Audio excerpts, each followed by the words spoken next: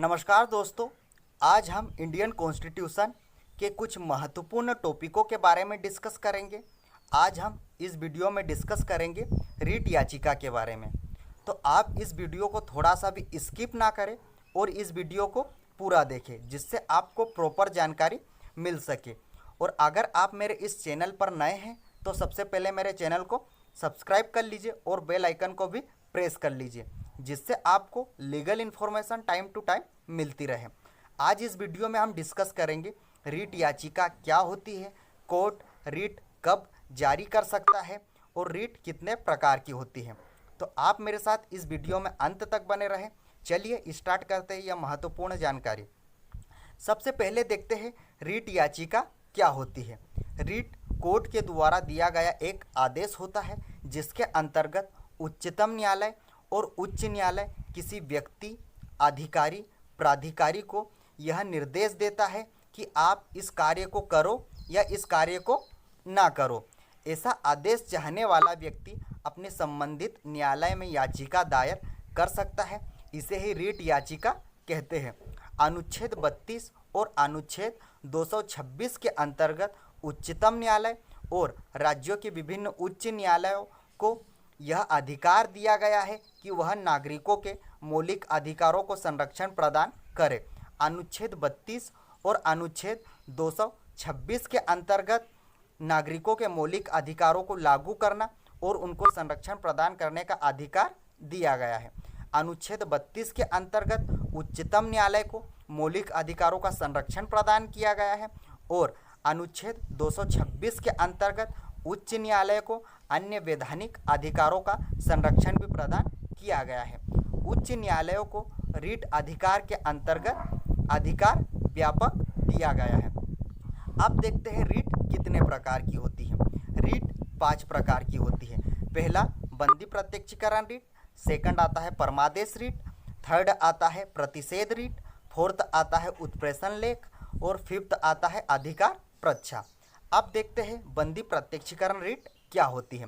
बंदी प्रत्यक्षीकरण रीट का अर्थ होता है गिरफ्तार व्यक्ति या बंदी व्यक्ति को प्रत्यक्ष लाना, मतलब सामने लाना।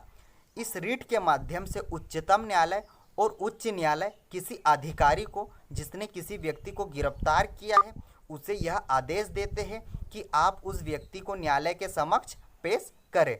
इस रीट के माध्यम से गिरफ्तार व्यक्ति को न्यायालय के समक्ष पेश करने का अधिकार उच्चतम न्यायालय और उच्च न्यायालय के पास होता है। और अगर किसी व्यक्ति की अवैध गिरफ्तारी है तो उसे इस रीट के माध्यम से कानूनी राहत मिलती है। जब कोर्ट में गिरफ्तार व्यक्ति को पेश किया जाता है तो वहां पर यह देखा जाता है कि इस व्यक्ति की गिरफ्तारी वैध है या अवैध है। अगर उस व्यक्ति की गिरफ्तारी अवैध होती है तो उसी वक्त उसे रिलीज कर दिया जाता है। इस रीट के माध्यम से पीड़ित व्यक्ति के अलावा पीड़ित व्यक्ति को छोड़कर उसके रिश्तेदार भी यह रीट लगा सकते हैं। ऐसा जरूरी नहीं है कि पीड़ित व्यक्ति को न्यायालय के समक्ष उपस्थित होना चाहिए। अब देखते हैं परमादेश रीट क्या होता है। परमादेश रीट का अर्थ होता है आदेश देना। इस रीट के माध्यम से उच्चतम न्यायालय और उच्च न्यायालय सरकारी निगम, निकाय, पब्लिक अथॉरिटी को यह आदेश देती है कि आप अपनी ड्यूटी को ईमानदारी से करें। अगर सरकारी निगम, सरकार, पब्लिक अथॉरिटी, अधिकारी, प्राधिकारी अपने कर्तव्य को सही से नहीं निभा रहे हैं तो उच्चतम न्यायालय और उच्च न्यायालय इस रीट के माध्यम से उन्हें ऐसा नहीं करने का आदेश देती है और अपने कर्तव्य का पालन करने का आदेश देती है। अब देखते हैं प्रतिषेध रीट क्या होता है। प्रतिषेध रीट का अर्थ होता है मना करना या रोकना। इसे स्टे ऑर्डर के नाम से भी जाना जाता है। इस रीट के माध्यम से उच्चतम न्यायालय और उच्च न्यायालय अपनी अधीनस्थ न्यायालयों को, अगर अब अधीनस्थ न्यायालय अपने क्षेत्र अधिकार के बाहर कार्य कर रहे हैं तो यहाँ पर उच्चतम न्यायालय और उच्च न्यायालय उन्हें ऐसा नहीं करने का आदेश देती है।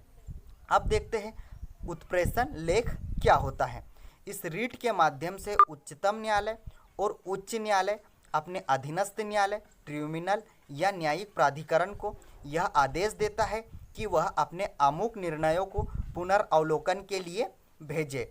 इस रीट के माध्यम से केवल निर्णयों की समीक्षा की जाती है। पांचवी रीट है अधिकार प्रच्छा। अधिकार प्रच्छा रीट का अर्थ है किस वारंट से या किस अधिकार के तहत। इस रीट के माध्यम से उच्चतम न्यायालय या उच्च न्यायालय किसी लोक सेवक से यह पूछ सकता है कि किस पोजीशन के कारण आप इस पोस्ट पर बैठे हुए हैं।